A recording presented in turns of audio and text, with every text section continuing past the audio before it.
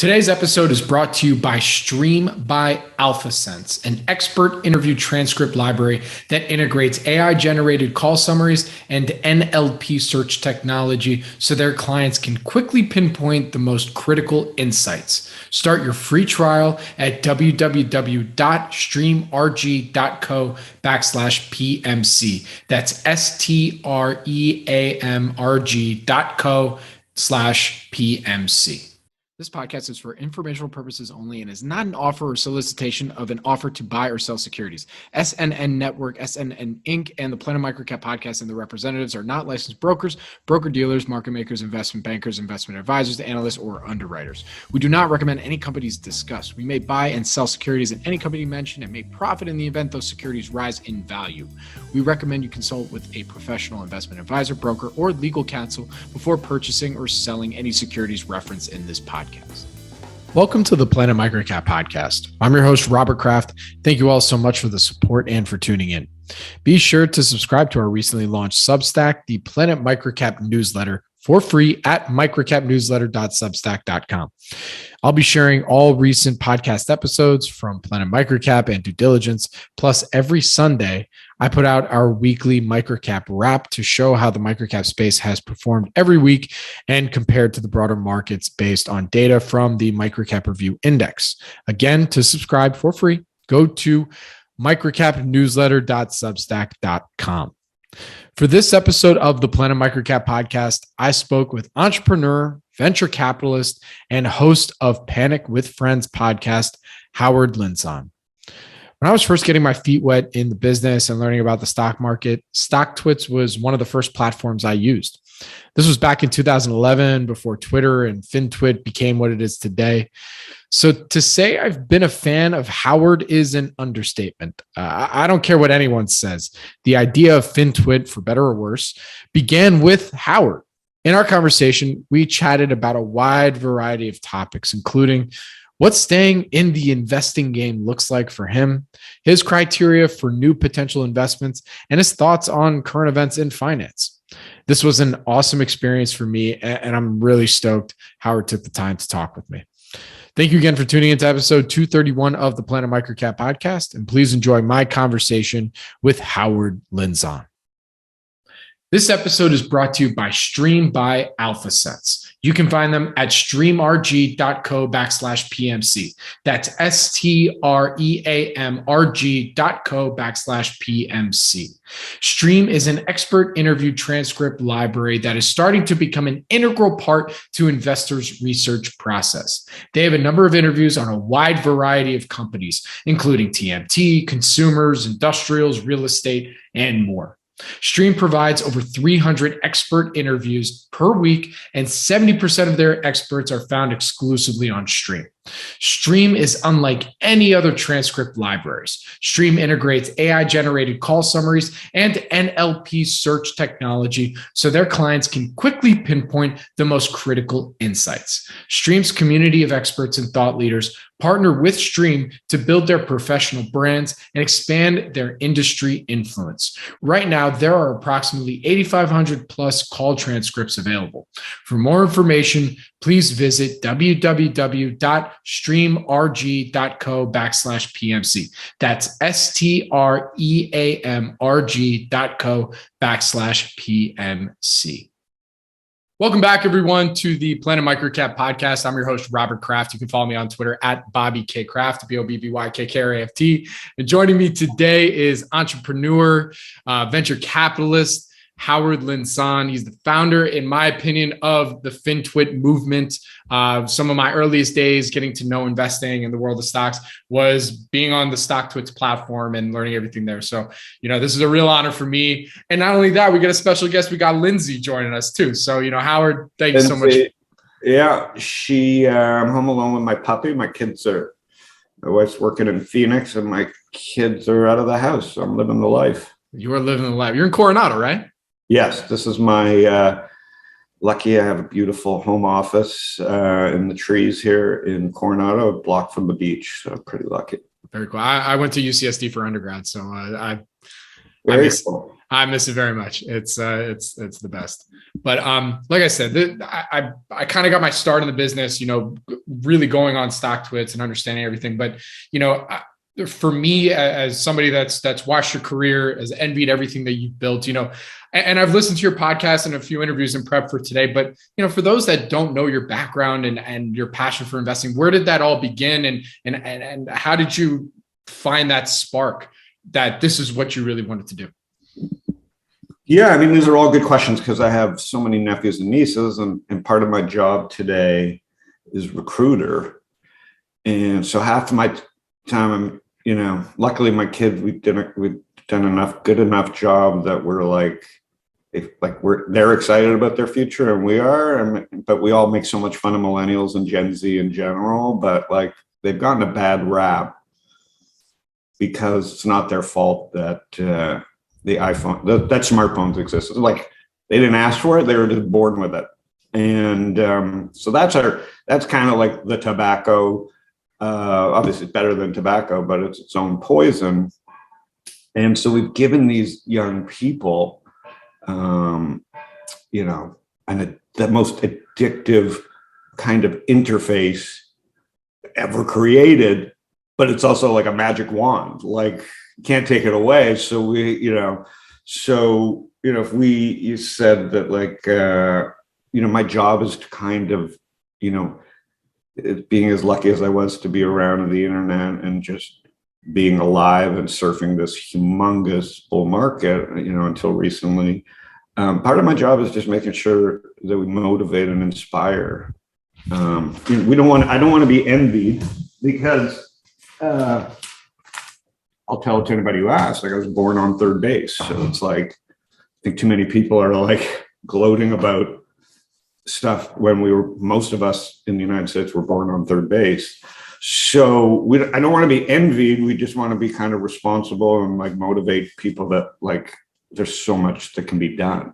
And I complain on the internet all the time too, more for laughs, but there's some magic happening in so many ways. And just like this stuff happening, you started out, you liked our product, you didn't know, and that's cool. We respect that. That's part of the community of all this stuff. So paying it forward is just part of the gift of this stuff. It doesn't take that much time to have a 30-minute conversation. We'll probably both get smarter. Your super fans hopefully will enjoy it, and that's how kind of the internet works. Absolutely. So then what was it at that time? Because I remember, I think I'm trying to remember what interview I listened to. I think it was the one that you did with Jason Raznick from Benzinga, where you were talking about how it wasn't until your 30s that you're all right, this is, I know what my passion is. Yeah. I mean, how can you not notice a shift where, if this was my home office in my 30s, there'd be 70 file cabinets, a bunch of shelves, paper, pads, a fax machine, whiteboards were around then, right? Whiteboards. Okay, all right. We shouldn't have any of this stuff, but look at the world we live in. So I'm living in the cloud, right? Yep. Literally and physically and digitally. And so to be born into that, kids won't know what a file cabinet was. When I ran my hedge fund in the days, and that's what I started out doing, it was just you had to save things for 7 years. You just had your life was stapling and taping and paint and filing, and oh my God, so people always talk about valuations and boom and the cloud. And I'm like, guys, we're still trying to figure out what these things are worth because we can't believe how dumb it was before the cloud, how bad life was before the cloud. Right. Before the cloud, I mean, my job was like everybody else's. Most businesses fail because you were out of business before you started because you had so many costs.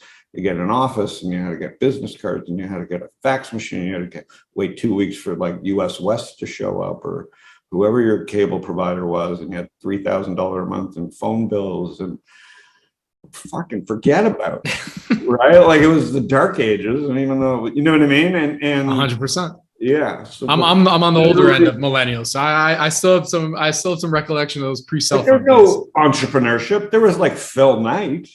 I tell people they should read that book because one of my favorites. That's a true entrepreneur. Yep. That's what it was like. You didn't see your family. You drank. You partied. You. There was no Me Too. just guys were guys and idiots, and they were entrepreneurs. And what was an entrepreneur? It wasn't fucking glamorous. The guy had the worst life. No, you were grinding. It was a different kind of grind. To get to $10 million in revenue, like kids today. So again, not to blame the kids today. How can they relate? Right? Even if they read Phil Knight's book, could they respect it? Because they don't have to do it. You can open up China with no employees, right? Just the fucking website. So, and you're going to get a VC call and you're saying, it doesn't matter what I did. Like, so long story short, it doesn't matter what I did. There was nothing, there was pre-cloud and it was just a shitty life. Now, we went outside and we played with friends and we played board games and you can go watch Seinfeld and see what life was like before the internet. And then there's the internet where nothing's funny. Everybody's an expert and everybody can make a living. It's fucking magical.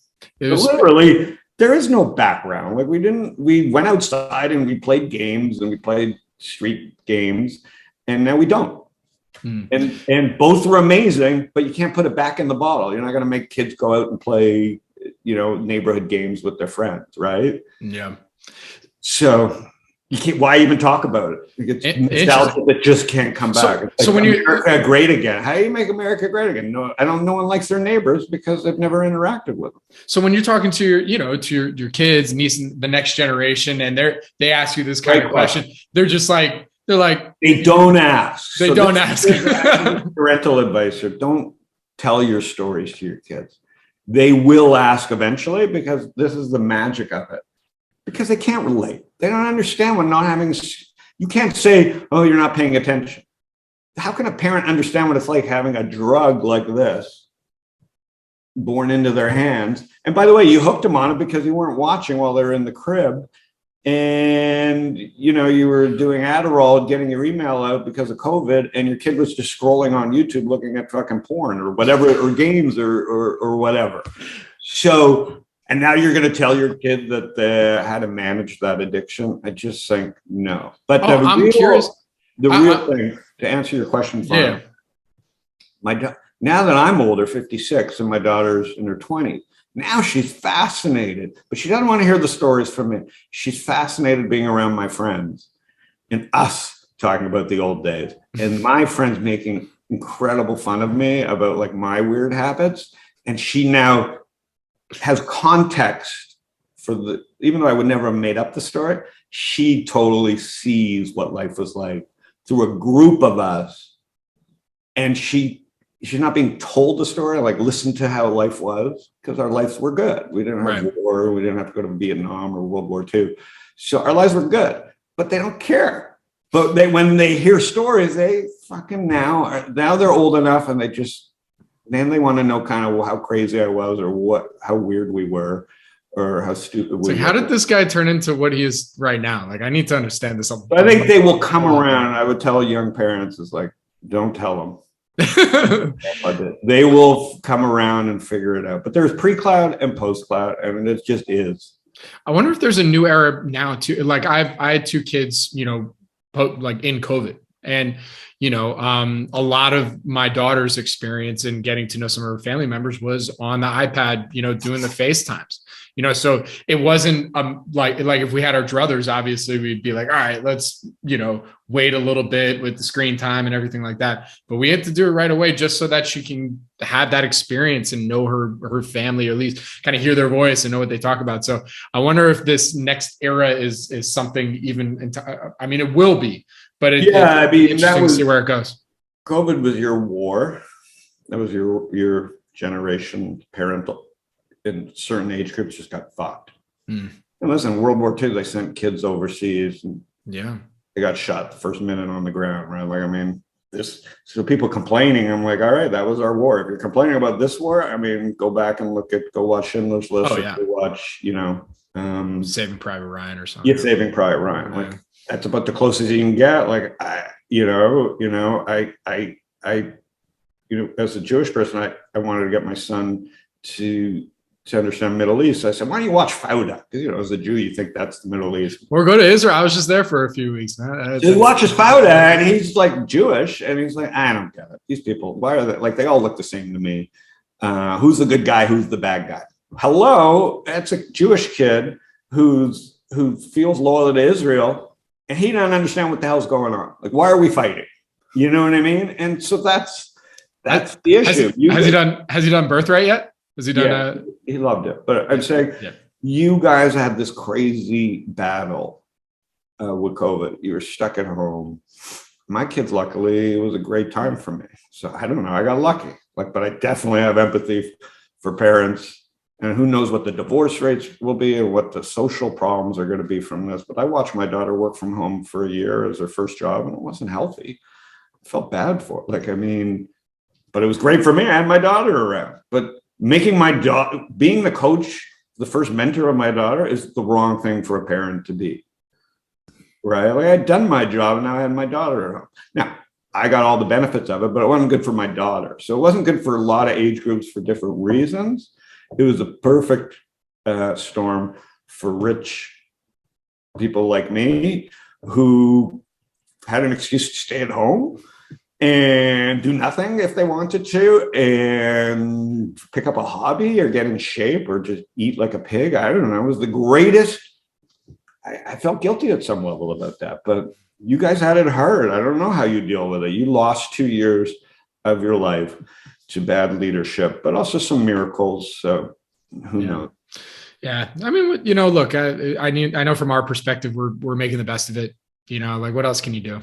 Right? I don't know. I mean, I think we did pretty good considering the horrific behavior by our leaders, the complete misinformation that didn't need to happen. And I blame Twitter and Facebook for that. When we were kids, I blame the founders. This is why I'm so tough on Jack and Zuckerberg, because they themselves had the power to put an emergency broadcast message, a consistent one at the top of Twitter. And you didn't have to open 6 links to get to it. When we were kids, you knew that if you turned on the TV and that screen went blank, you were going to get a message, and you trusted that message because they would never fuck with that message, that media. Mm-hmm. Why couldn't we do that? There's no excuse. And you can't blame it on Trump or one side or the other. It's just, I blame them all. And we should be mad. But I'm also mad at Jack and Zuck. They're private companies, and they could have said, listen, we have enough smart people. We're going to deliver a consistent message of how to get help. You know what I mean? And 100%. No one took responsibility. And everybody was the enemy. And that just, for the type of war that we were fighting, where people didn't have to die at the scale that they had to die, we should be pissed. Do you think that will change now with the Elon Musk taking it private, all that stuff? Do you think that'll change or not? I mean, the culture's the culture. Maybe if they fired 4,000 people and had a different business model. Yeah. But what are the odds? I wrote this, and it's like the song "Meet the New Boss, Same as the Old Boss." Yeah. It's an amazing company, amazing product, amazing everything. It's just not perfect. Right. Like the government itself. Yeah. I'd like to take a quick second to tell you about this episode's sponsor, Quarter. With Quarter, you get frictionless access to conference calls, investor presentations, transcripts, and earnings reports from markets all around the world, straight from your pocket for no cost. Quarter's mission is to change the way people look at investor relations and create a completely new bridge between companies and stakeholders. The first step on this journey is to let you, the user, interact with the company's content while you're listening. Visit your app store of choice and try it out today by searching for Quarter. And that's Quartr. Now back to the show. So in one interview that you did with the Compound guys, and you talked about this point, I thought it was super interesting. And, especially even just talking today and some of the answers that you gave to some of my initial questions, is the idea of staying in the game and wanting to stay in the game. For you, what does that mean? What are some of your resources? What are the things that you're looking at that help you with staying in the game and maybe continuing to think more futuristically? Yeah, really good question, because it's different for all of us. Sure. It's almost mean to stay in the game. I know that. It's like yoga. We all have these, we know what it means, but in could get mad or thrilled that you said it. And I get why, because it's like, depends on the mood of the guy reading, stay in the game.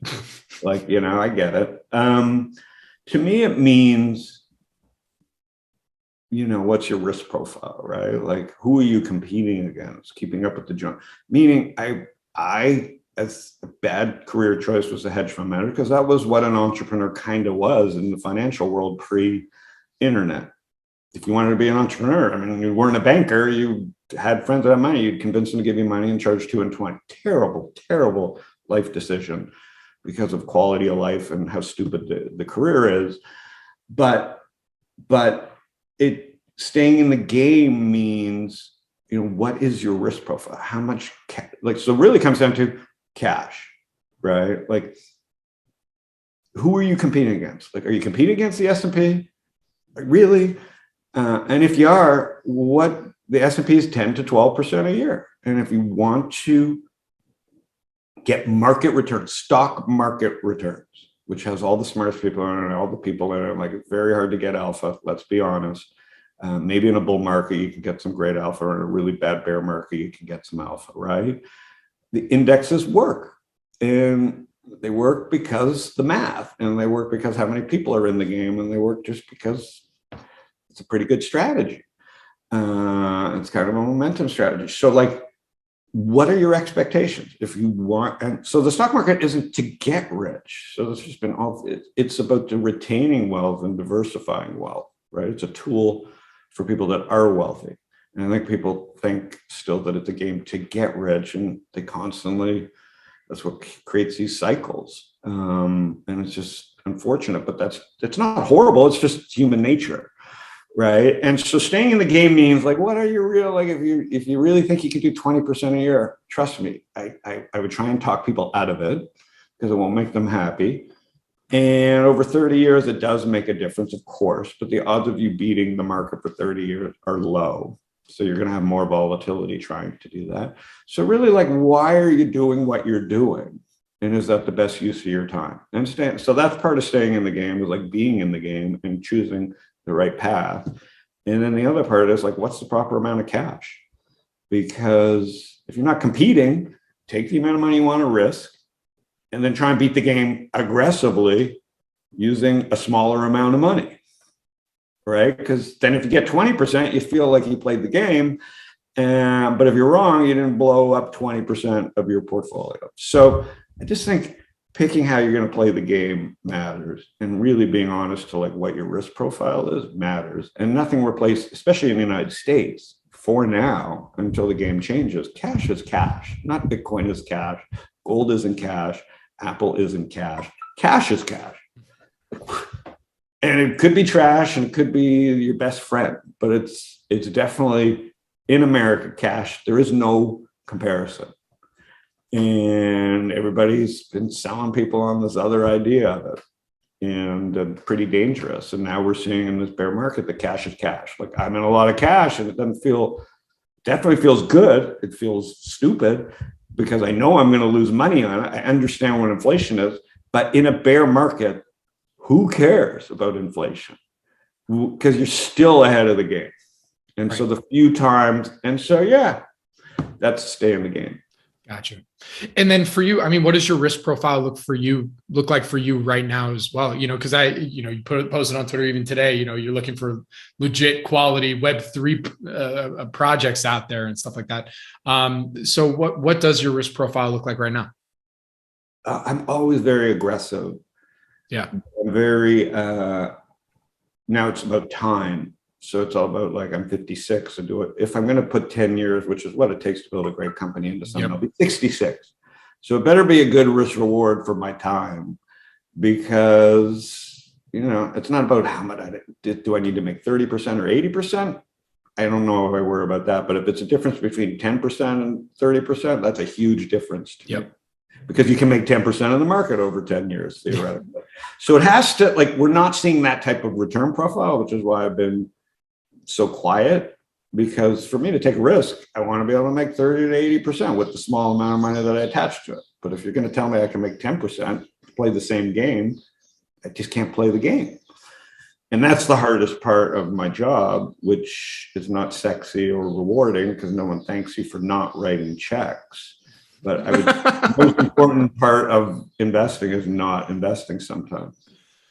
Absolutely. Sometimes.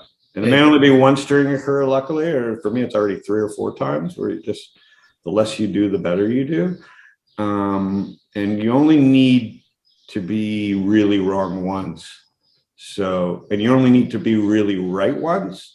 And so you got to be really careful when you put your chips in. 100%. Like my dad always says, there's always another bus. Always another opportunity always machine. Another bus. Call it the opportunity machine. Like do be in position, because the opportunity machine living in America is endless. I mean, you see probably more, as much, if not as much deal flow as anyone, right? I mean, so what's some of the stuff that's been coming to your desk that's been, I guess, the similar theme or that a lot of folks have been putting for a while, like, because, just not to bore you, but like we live in a world where this transition hasn't happened, right? The web is good. The web is somewhat broken. We saw that with COVID, but it still works. It just, you have to know how to drive it, right? Because now it's not self-driving. It's just not self-driving. If you leave it to self-driving, you get a Twitter timeline or a Facebook timeline, and that's not self-driving. That's corruption and bias, self-induced by how you actually look at the world, right? You just don't want to believe that that's how you look at the world. So I think what excites me about Web3 and also scares me is it's the biggest opportunity to come along for us, like people that just like narrow, weird, fun, everything that we like to do, but curated by us. But everybody that is unhappy with Web 2 thinks it'll just be Web 2 done better, which is just completely, as we're seeing, overfunded, overcapitalized, butchered, totally packaged it in a way that is like going to, the expectations can't meet what the product offers so far. So we have nothing but we have a bubble on top of a bear market, which is, I've never seen that. And a lot of smarter people than me aren't saying it that way, but they haven't stayed, who just did a great interview. He said, I've never seen anything like this, but he's older, so he can't explain why. And it's because there's a bear market and a bubble. That's fucking bananas. We haven't even popped the bubble, right? Like, that's bananas. Usually the bear market, the bear bubble pops and you get a bear market. We're in a bear market and there's still like 2 or 3 bubbles going on. And what's super interesting about that is because, I'm in MicroCap. So, if we were in one of these bull markets, but there was, bubble sudden burst, you'd be seeing 1,000 IPOs on Web3 solutions right now. And, they went public on the TSX venture or something like that. And, having all those types of solutions that hasn't been as frequent yet because of, I think, some of what you're saying. Well, there's the bubbles in the private markets, the bubbles in people. It's like Wile E. Coyote, the cartoon. You see him over the cliff, he's going to fall. They can have him spinning his wheels for as long as they want in the cartoon, but it's going to. And we're at that point, and the cliff just keeps I can't believe everybody's still spinning. Yeah. It's a magical levitation going on. The public markets are doing a better job of pricing it than the private markets.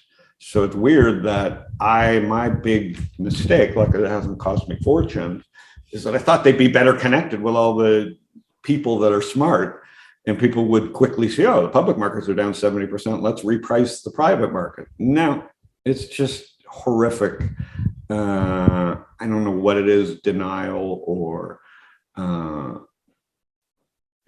cannot believe the repricing hasn't happened. And so therefore the bubble is maybe worse in the private markets than it was 6 months ago. So I don't know how that pops. And it could be right as we speak, or it could be in 6 months, or maybe it just I don't feel like pricing has adjusted to the valuations of the public markets, which are still overvalued, but at least it's popped. Right. And I think part of the problem is founders coming out of Stanford, they don't follow the stock market. So they just saw what their last class of founders made, and they go, well, this is what I'm entitled to. And it's up to the people like us to explain to them then what the market looks like, which is why I get so mad of like CNBC and all these companies tearing down, as in Robinhood and all these guys. Like, as an investor in Robinhood, my whole idea was like, let's teach people how to learn the language of the market. It's been bastardized by the company and by the media and by, you build it up and tear it down. All it was an app to teach you green, red, and they've turned it into the enemy. Okay, that's shame on the company and shame on the investors and the media and whatever. But really, we need these things to teach people how the markets work. And so that's unfortunate, because it's a great tool that should help people understand how markets work and how pricing works. Because this is all about how do you price things? Because the faster we price things right, the better the markets will work, because it brings money off the sidelines. Absolutely. Well, you talk about this disconnect between public and private markets right now, and how we haven't really seen it in private markets. Is that just really smart money kind of saw what was happening? Maybe they pull their money out so that they're a bit more liquid. No, smart money, including me, did the dumbest of all things. Not that I could blow up the firm, because I really like the idea of crossover investing. I really felt like, especially if you started in the public markets. Okay, I now I'm not so sure because of all the bad returns from Tiger and SoftBank, but like, I thought public market guys would be so much smarter at this, because they understood risk management and they understood bubbles and they understood how to price things, because the market prices, you know what I mean? And instead, 100%. They were the sloppiest private investors of all time. So I want to continue this conversation on Web3, because you tweeted about it a little bit this morning, and, looking at some projects that you think are interesting. What do you think is kind of the low hanging fruit that will help maybe take the general public from understanding like where we're at right now to then being like, all right, this is kind of where we're going and why we also need this? What is your thought process there? We have to create projects that inspire people that they can copy. We need people to copy each other, right? Everybody's like, oh, I got to build something so unique and secretive and stealth. Web3 part of it is like, here's my code, like, because I'm not going to raise 10 million and hire 600 people before I have product market fit. I'm going to show you how to do something, and my code is here. And if you can do it better, if the eighth mouth gets the cheese, that's what the web should be. It shouldn't be like first one in, crowd everybody out. It's not like basketball. Sure, it's a game, but that was Web 2. Web 3 is going to be not that you can beat Facebook or Google. So everybody thinks, well, we can beat Facebook, Google, Apple. They'll beat themselves eventually. Like, you can't beat them. The only way they lose is like their own mistakes. Okay, there's not a company that's starting today in a garage that can beat Google. Google can beat Google. Okay, that's it.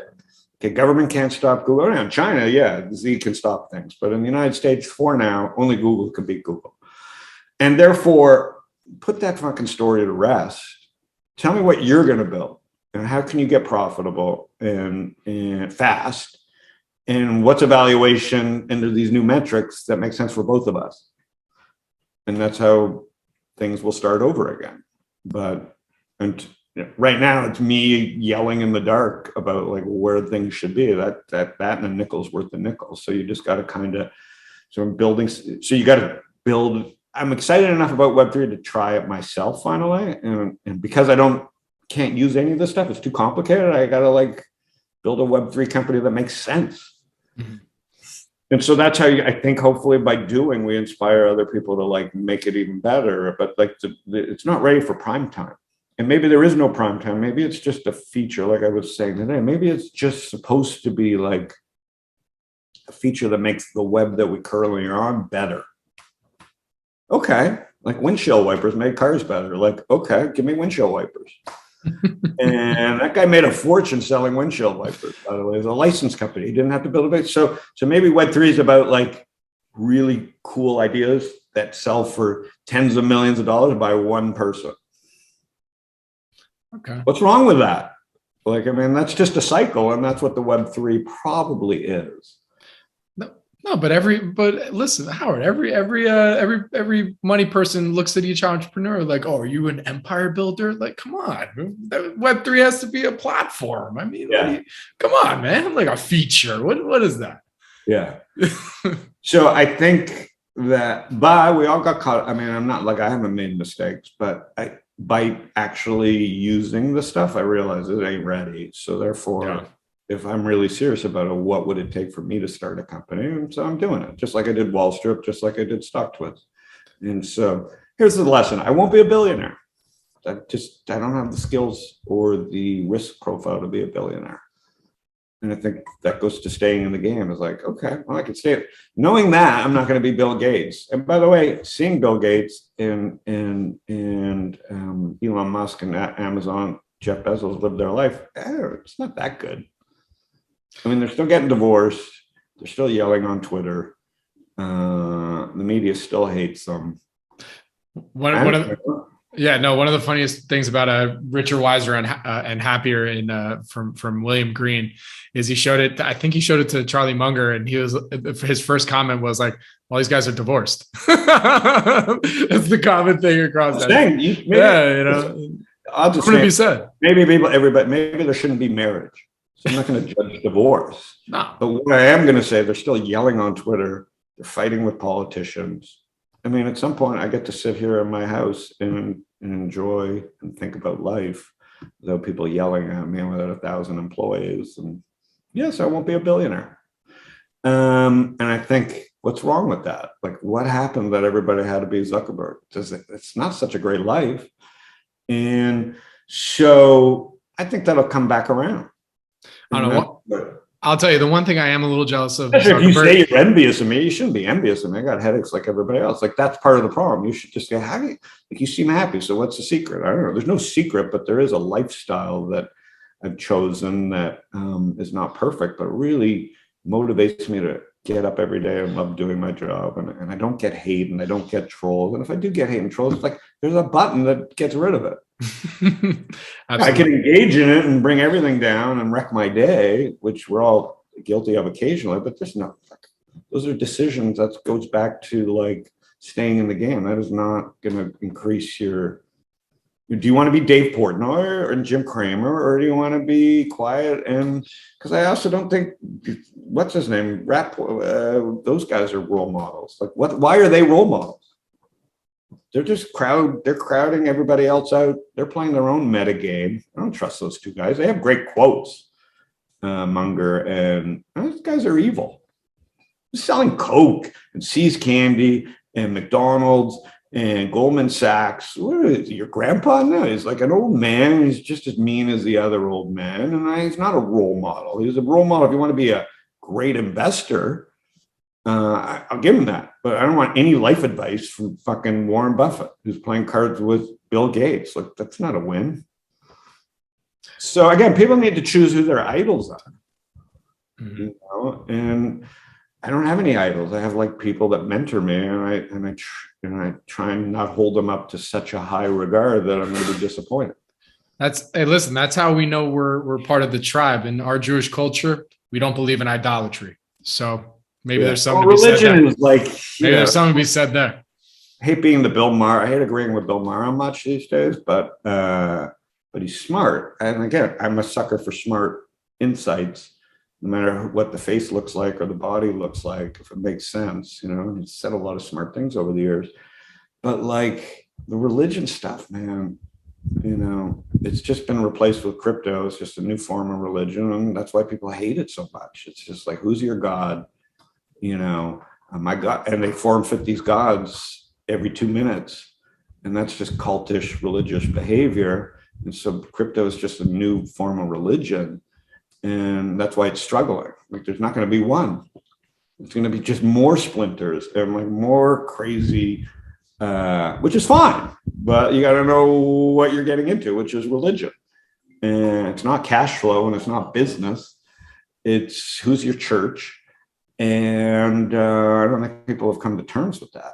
No. And like how many people can you get? What was religion seventh day? You go to Europe and you go to a little Italian town. What's the biggest building you see? It's a fucking church. I'm like, so that's what crypto is. It's like, let's build a church, we'll raise some money, and then we'll pray to this thing because it's an inflation hedge. Or you know what I mean? I'm like, what? You don't even know what economy is. You don't even know. Like, and then we're going to start this thing on Discord, which is the most like centralized awful place on earth that wasn't even built for that reason. So again, like, I think like that, but that's the internet. I love it. It's just like, you got to know how to use it and why to use it. So I think like we have the new era of religion, which is kind of even creepier than the old religion.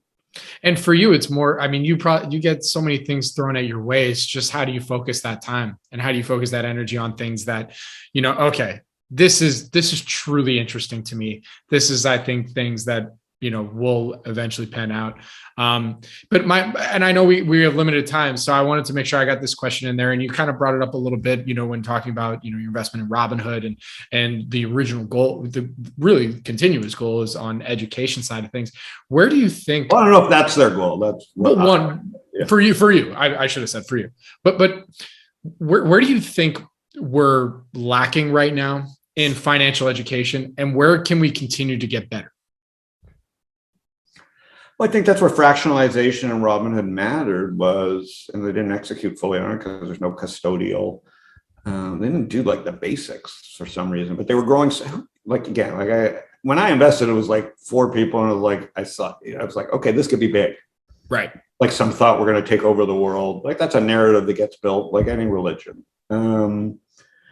So, but I don't want to cast dispersion on it. It's nobody's fault. It just grew and it's like morphed into what it is, right? Like I can only control what I can control.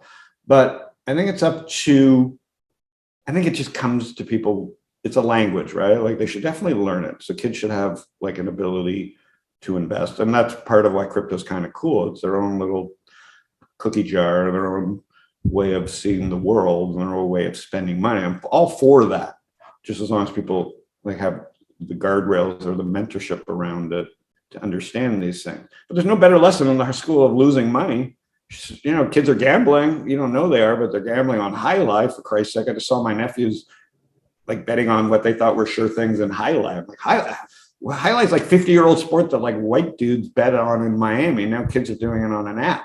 So it fucking blows my mind. So they're learning, and the best way for them to learn is to lose money. And hopefully they don't lose the whole thing. And the best time to lose money is when they're 20. So the earlier they lose money and feel the sting of it, probably the better. And the earlier they see a bear market, the better. The earlier they see a bull market, probably the better, to get them engaged. So I don't know. Like I just think it's more like trial. You got to learn by doing. And I think financial language is just something, unfortunately, you got to learn by doing, which is why I love Robinhood, why I love Twitter and stock twits. It's like, oh my God, like we got people going. They don't have to stay with me their whole life. You know, I'm not good enough to capture your whole life because I don't know what I'm doing I don't know how to build that.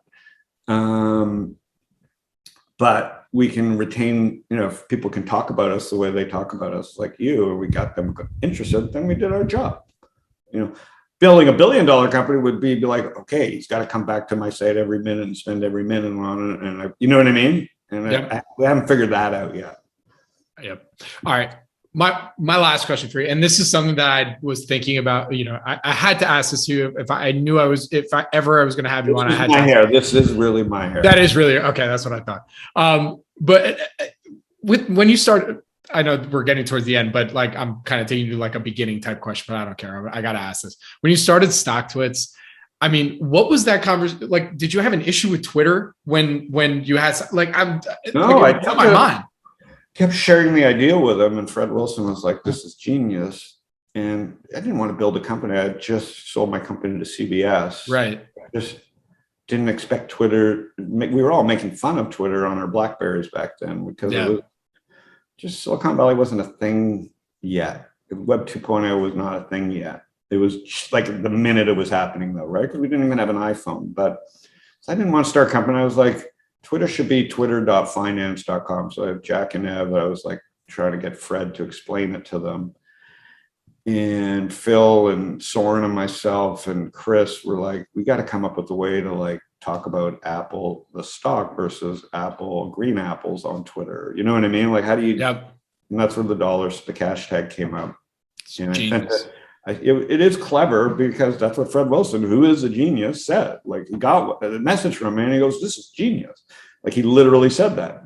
So then I was kind of like the sucker or stuck because I didn't want to start a company and I was just I don't know how to build this stuff. Like I'd done a web show, but now I got to go build a software company. And I didn't trust Twitter. I wasn't going to just, use our API. So we were kind of like, damned if we do, damned if we don't. I was really hoping that someone would have Twitter would have done it. Yeah. And so we started down the path, and I raised money, and then you're like in it, and you had to figure out a way to survive. And StockTwits was just Twitter for stocks, basically. And then we built our own platform because we didn't trust them, and we were right to do that. 100%. But it would have also been better if they had just understood how their own ecosystem worked. Yeah. And that's just unfortunate for everybody, but it's been a great journey, but it's not like perfect. Have you noticed a difference between StockTwits specific users and then, FinTwit users that are just on Twitter? Like, what's the big difference? It has more, even though people say FinTwit is useless. FinTwit is like macro. And I'm like, okay, like anybody who's fake talks about macro, right? Like stock guys are funny. Like, I mean, we're just a weird, 100% degenerate, smart, silly. That's our celebrities are the tickers. And so we treat them like we are protective of them, and we were like mad at them, and we like love them. It's an inanimate object that people like have affinity to. The ticker is like a separate entity to the company. And I knew that. And so the difference is more like clubby on StockTwits, and FinTwit feels fake, and everybody's doing business, like trying to do business. And it's the same on both, sorry, but like it's just different. I can't explain it. It's very much more like I'm the smartest person in the world on Twitter. And it's very, for me, StockTwits is more like, tell me how this, give me an idea. I'll make the decision. I just want to see ideas all day. Right. If I could make StockTwits people, and if I make the community understand, just share ideas. Don't try and convince me of something. Just share an idea. Something breaking out, something doing this. If I can put a human filter on top of a price filter, and I understand, and I trust the human filter, prices work. But I also like to know who's sharing it. Right.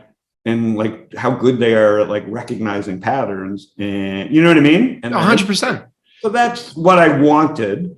And there's definitely, that's how I use StockTwits. Yeah. That's how everybody uses StockTwits. It doesn't it trip you out though, too? Like you're seeing more or less lots of overlapping similarities in these two communities. And yet on FinTwit, I mean, people are making careers, from having this kind of Twitter FinTwit presence that, like, even in my experience, there were people that had huge followings on StockTwits. I'm not saying that they can't build careers there, but it's different. You're seeing, I mean, so many of these folks that are different, but that wasn't StockTwits' job effort. Right. And that's why Twitter is undervalued and StockTwits is undervalued. That's why communities are a shitty business, because everybody has a different goal. In a true community, and that's where Web3 will come in, is like, how do you tie these people together with like benefits, where they all, whether they behave or not, they're all part of this, and they feel like the community grows together. So that's what Web3 will do to Web2, used properly. Web3 should help people build communities that don't have to be venture scale. And what you get at venture scale communities is a shit show. You get the Nile River, which is Twitter. And you get them trying to create an algorithm to tell you what you like. Like if you're using Twitter on their algorithm, you're not even using Twitter. Like go to Twitter tomorrow and take off the home thing, go back to real time. You'll have more fun. You'll learn more. You won't understand half of it, but you'll clean it up and you go create your own journey. That's the fire hose. And Web3 should help people build better fire hoses. And that's all it is.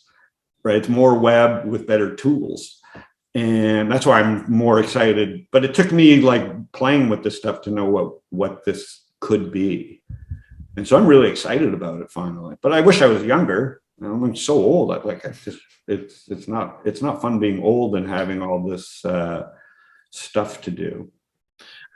I'm supposed to be on the beach yelling at the TV and seeing. I'm supposed to be squared off with a Fox person right now yelling. I don't know, man. You don't look at my lawn and hate your president. You know what I mean? Like that's supposed to be what I was doing. And then if I was an Eskimo, I'd already be left behind. So I guess, I'm trying to wonder why but I'm really grateful to just have these things to at least keep me feeling a little bit younger. 100%. Hey, you mentioned that you've used a few Web3 tools and you see the what's going on. What are some of the tools that you've used that None. I'm just saying I gotta use what I have to build a product that I want, which is an NFT that makes sense to the stock twits or my communities that I like. So there is like literally nothing. The non-fungible token is genius, but to have to buy Ethereum, like we're getting to the point where if I can use my Apple wallet to buy it with cash, like, come on, that's unfortunate. I know what you geeks want, but this is what I need.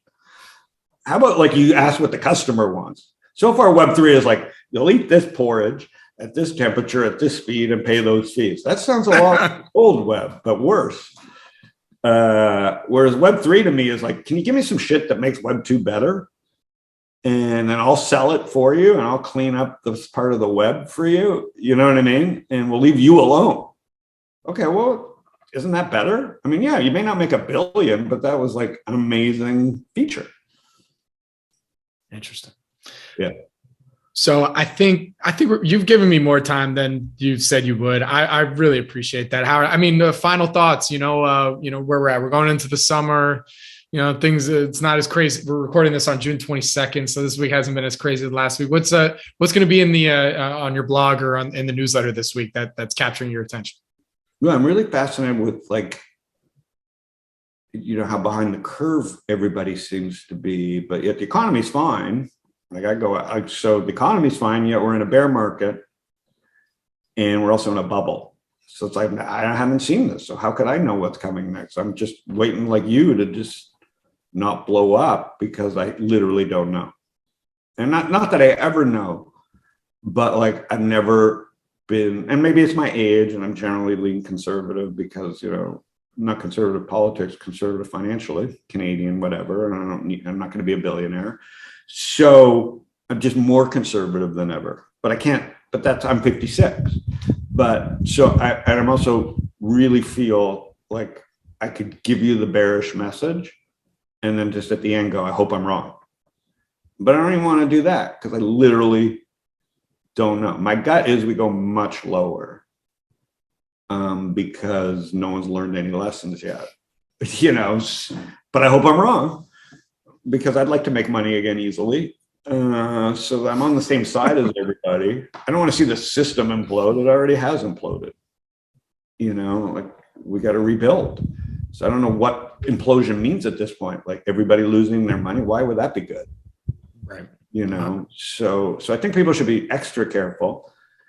And if someone's in your face telling you to do something, really rethink to maybe do the opposite at this moment in time, not just take note, like almost do the opposite. Like everybody seems so confident right now about the world's coming to an end or this is the bottom. And that just doesn't seem likely. It just seems like this is a weird time. We got, like I said, bear market, bubble, and a good economy. But then you also have a war and China dark and Russia dark. So the game's changed, the board size changed. So that shrinks valuation. So I think the most important thing is we're in valuation shrinkage. And the public market's saying it, the private markets haven't. So everything's being compressed. So something's got to give. Right. And that could be good, but like the odds are it's going to be much worse. Well, I think that's a great place to end it right there. Howard, where do you want people to go? What would you like to plug right now? You Panic with Friends, your website? Go to howardlindzon.com. You can see my podcast. You can sign up for what you like. It's all free. And on Twitter, I'm a little more silly. On Stock Twits, I share like stuff that I'm doing. My blog, I talk about a more wider range of stuff, but mostly financial and family. And then on my podcast, it's really smart people like that. Like just having conversations. There's no script. Sometimes we don't even get to the point of why this guest was on, but I know the person and I'm really interested in what they're doing and you see what happens. Very cool. Well, Howard, thank you so much for joining me today. This was really awesome. Good luck. Stay safe. And I look forward to hopefully we'll get a chance to talk again. Yeah, great conversation. Thanks. This podcast is for informational purposes only and is not an offer or solicitation of an offer to buy or sell securities. SNN Network, SNN Inc., and the Planet MicroCap podcast and the representatives are not licensed brokers, broker-dealers, market makers, investment bankers, investment advisors, analysts, or underwriters. We do not recommend any companies discussed. We may buy and sell securities in any company mentioned and may profit in the event those securities rise in value. We recommend you consult with a professional investment advisor, broker, or legal counsel before purchasing or selling any securities referenced in this podcast.